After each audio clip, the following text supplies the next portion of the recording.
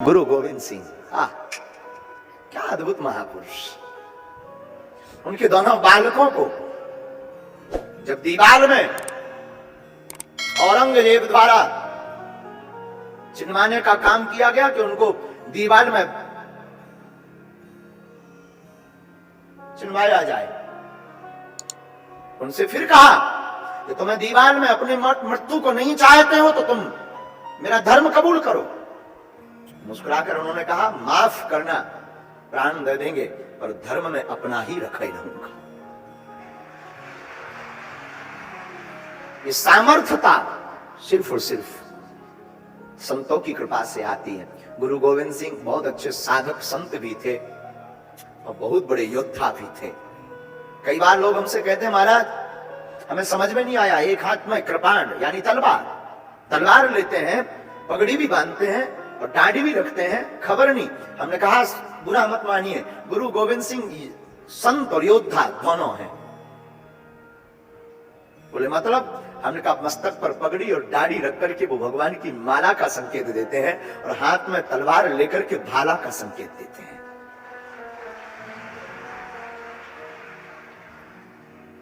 यहां पर भूदेव ब्राह्मण बैठे, आपको बताते हुए मैं बड़ी प्रसन्नता है और आप सुनकर के आश्चर्यचकित होंगे। कश्मीर में जब कश्मीरी पंडितों को यवन परेशान करने लगे, त्रासित करने लगे कि तुम्हें धर्म बदलना पड़ेगा, सावधान तुम धर्म बदलो, ये मस्तक पर तिलक, ये शिखा चोटी बंद करो या फिर हमारी तलवार का सामना करो। ब्राह्मणों ने रात ही रात भागना शुरू किया और हमने सुना है कि एक जगह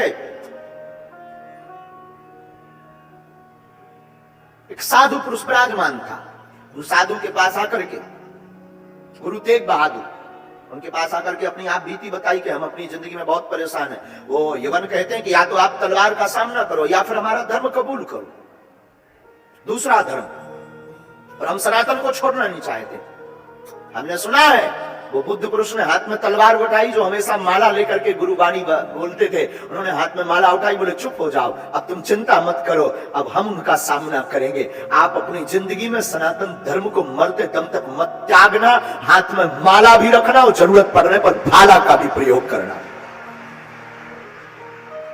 दोनों आवश्यक है, दोनों आवश्यक अपनी जिंदगी में। तो सत्संग एक ऐसा साधन है जिससे आप जिंदगी जीने की कला सीख सकते हो।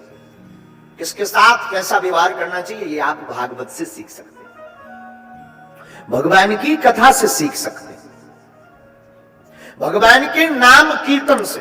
कथाओं में, कथा का मतलब ये नहीं अभी आप सुन चुके फिर सुने, महाराज क्या निकलता है, बार बार सुनने से 3-3 घंटे का टाइम और बर्बाद होता। अरे पागल, सत्संग से क्या नहीं होता ये पूछो।